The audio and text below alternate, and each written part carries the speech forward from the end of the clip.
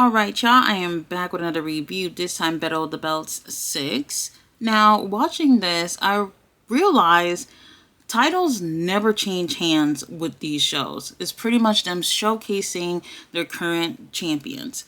Now, there was an instance that was kinda, like that, where we did have the very first Battle of the Belts where Cody had COVID and they needed an interim TNT champion. So we had Dustin, stepping up for his brother versus Sammy Guevara, and Sammy ends up winning, becoming interim champion. So neither of these guys came in holding gold, and one of them was the interim champion. All right, cool. To be honest, I don't see why not have a title change hands during these shows. It just seemed like every time these shows come around, it's going to be the same outcome. Whoever came in champion is going to leave champion. Now, for the first match, we have our boy Orange Cassidy versus Dralistico. Here's my complaint. Something about Orange Cassidy just doesn't do it for me. And it's not necessarily the whole lazy character. I don't really care about that. It's nothing too great to me. However, I do feel like we're seeing the very same things all the time. Now, this wasn't a bad match, but what kind of made me get a little uninterested into the match was there was a point where we have Orange Cassidy walking the ropes. He's holding onto Dralistico's hands. Dralistico's looking into his eyes like he's looking at Romeo or something like that, while we have Orange Cassidy just walking the ropes. And I'm like, oh, okay, this is going to transition to a really cool move. Dralistico was just waiting for him to get to that spot and make his move. You know how it is. And he just jumps down, stares at him for a second. Then Dralistico goes in for a clothesline. He ducks. And then he just put both his hands into his pockets, and the crowd went wild. Like, he just did the coolest thing. And I'm like, hold on, are we watching the same fucking match here? He didn't do a damn thing. I just couldn't even believe it. Everybody was all excited about it, and he literally did nothing. At that point, it was like, what the hell? And then we get the normal, the usual things that he does, with him just laying around, with him just looking at his opponent like, is this guy serious type of look. Like, he's a great wrestler. I think the gimmick here, even though a lot of people don't like it, I felt like if you weren't doing the same old thing in the ring, then maybe people wouldn't get bored with it. I'm absolutely bored with it. Like, I felt like I just wasn't interested in the match. Afterwards, it seems like you're doing exactly what you did in every other match that you do. And it's like, why can't you be this carefree guy who don't give a shit, who's just, who's you can do whatever it is that you do, but keep it fresh. You're a champion. And I don't want to feel like I'm watching the same match every single week. And on the commentators, they're saying all these wonderful things. Oh, he's one of the most popular guys in AEW. He's a great wrestler. He's this and that. But I'm seeing the same shit, the same old thing. You can keep yourself in character, but why does it seem like you're not doing anything special? The best thing you could do is an orange punch right to somebody's face, and that's it. It was so annoying. We had the best friends ringside. We also had LFI there too. They got into a little girly scuffle on the side of the ring. And it's like they were barely touching each other. But I didn't make a big deal about it because it's not really part of the match. We had Jose, the assistant, getting in the match here and there, trying to get Orange Cassidy distracted or whatnot. And, I understand it's the same old, same old. To be honest, I was just bored with it. I just feel like you want to keep in character, cool. You're doing a character that maybe people don't understand, all right, fine. But the same old things, I just don't like it. To be honest, I want someone else to be international champion. It would be nice if Pac can come back and take it back. I don't know what's going on with him. However, Orange Cassidy does win via Orange Punch, and After that match, we do have the lights go out, and it's the House of Black. We have Buddy Matthews, who is issuing to go for the international championship. And to be honest, I thought the whole thing with Orange Cassidy and them in House of Black was over. Unfortunately, it's not. Now, I should have known this, because before Orange Cassidy match had started, Rampage had just finished, and Julia's walking to the back. And then Orange Cassidy comes out before Julistico, and then Julia have like a little stare down with him, giving him the ugly side eye and all that stuff. And I should have known that right there, the champion coming out first, just so he can have that, little stare down with Julia, that should have let me know that definitely the whole storyline isn't over. But you know what? I'm over it. It just feels like we're seeing the same thing when it comes to this type of show. So nothing special with the opening contest. It was what it is. And if Buddy Matthews were to beat Orange Cassidy, that would be great. I would actually like that. Next, we have the TBS title on the line, Jade Cargill versus Billie Starkz. Now, we've been seeing a lot of Billie lately. We've seen her on Dark Elevation. We've also seen her on ROH TV as well. She's only 18 years old, and she's doing really, really well in the wrestling world. However, I haven't seen anything to really impress me as of yet. So I thought with her going against Jade, this might be a really quick match. And to be surprised, it actually wasn't. This is one of Jade's longest match that she's had ever since she's been champion. And I was really surprised about that. And with the match going, definitely I would say 10 minutes, anywhere between 10 to 15 minutes, I was expecting to see a lot of great things from these two. And I'm going to be honest, there was nothing too impressive going on in this match. Really, we had Jade in control for the majority of it. Once you hear Billie's age, she's 18, then you'd be like, wow, she's definitely trained and worked hard to be where she's at. However, I feel like we didn't really get to see anything great from her, because how can an 18-year-old come in and just face Jade, and she's 54-0 and do better than her? So there's no way. So they had to I don't know what it is about this match. At times I felt like the chemistry was off.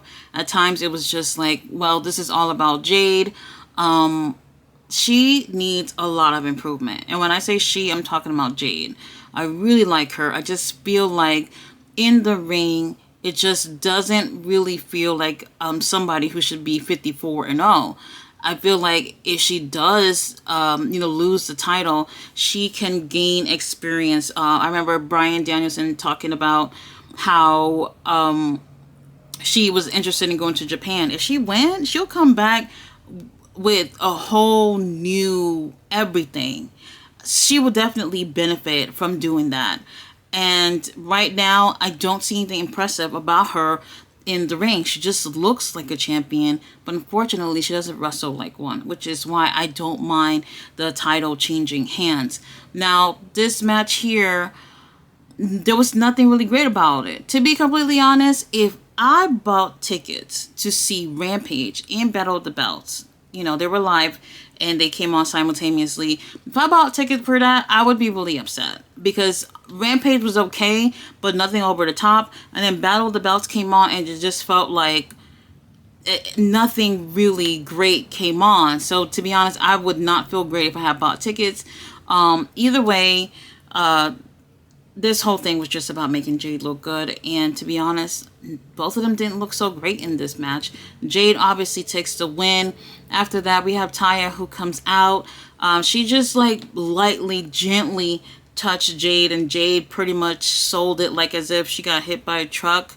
And then we had Mark Sterling and Layla Gray come out, and they end up having a stare down, and that's pretty much it. I can't wait for them to have this match. I hope Jade loses and she'll just get some more training and, get some more experience under her belt. Would I say that her streak here has been successful? No, definitely not. This is just because this match happened literally the other day is the only reason why I remember it. All the other matches, none of it was memorable.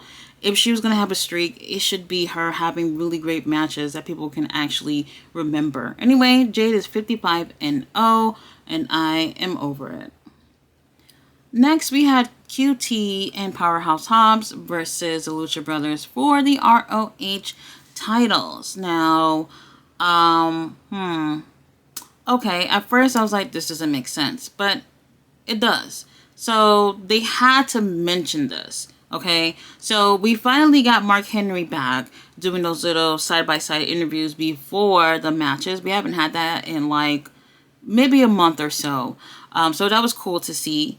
And literally QT had to mention why they deserve to, have this match. So obviously, Powerhouse Hobb has gone against each brothers for the TNT title, and he beat both of them. So now, since he beat both of them in singles competition, that he and Hobbs, QT and Hobbs, should pair up together and go against the Lucha Brothers for the ROH title. Okay, it makes sense, but to be honest, all that stuff was a little bit forgettable, right? So now we got these two teams in the ring, and I have to say this, like, Powerhouse Hobbs don't need anybody. He really does not. Look at this guy, okay? The only thing, maybe he might need help on the mic, maybe, because for the most part, we always got to hear, like when he was with, what's his name, Ricky did the talking. And when he broke away from Ricky, we would see him do like pre-recorded vignettes and promos where he's not doing it live. So we really haven't gotten to see how he is live with the mic. So maybe that's something that he might be lacking. And then we have somebody like QT, who's definitely an experienced heel who has no problem making a fool out of himself on the mic, who's really accustomed to using that. So obviously I can see why they paired them together, but I feel like Hobbs don't need that. If anything, he can work on whatever problems he has, and I think he'll be fine, just fine. So now we have the match. To be honest, I think this was the best match out of all three match on this show. Lucha Brothers, they always do such a great job. They're brothers. They've been tagging forever, so they really have great chemistry. At times, QT and Hobbs, it wasn't all that to me as far as the chemistry goes, but I can tell that they've been like practicing together or whatnot. But I just still felt a little short as them being a team for the first time. Now, moving forward, I really did enjoy this match. We do have, the QTV people, which is Aaron Solo, and I can't remember the blonde girl. She's there too. She does interfere, as distraction, and she did she kicked, what's his name? Alex Abrahantes in the balls. Okay, whatever. To be honest, none of that stuff is needed. Like, Hobbs could have been defending that TNT title, and that would have just been fine. Or the ROH titles could have been on the line against another team, like an ROH tag team. And I think that would have been better because we get to see a bit of ROH being promoted in a way on AEW TV. So, great match. I did enjoy it. Yes, we got to see, some cheating and things like that, which is typical. And to be honest, I don't feel like heels got to cheat every freaking match, but it's just the typical things that we've just been seeing. I just feel like a lot of things are repetitive lately with AEW. I just feel like they need to switch it up or whatever. Anyway, Lucha Brothers take the win. Obviously, these titles are not going to change hands. We do have QT being the one to take the L for the team, and I'm like, I hope they take that and use it for Hobbs to just, I don't know, disassociate himself with the whole QT TV thing, because I really feel like he will really stand out on his own. I don't know if QT being on his side would really do anything tremendous for him, and that's no shade towards QT or anything, but I feel like you have a star already. Don't dim his light just to make someone else his mouthpiece. Honestly, if I didn't watch this show, I didn't miss anything. Alright, y'all. Thank you for watching my review. I will be back on Wednesday with my review for Dynamite. And if you pray, please pray for our boys Brandon Cutler and Michael Nakazawa. They are going against BCC, basically getting revenge for what happened to the Elite. And oh my God, they're going to need all the praise they can get. I can't wait to see it. Guys, thanks for watching. Bye.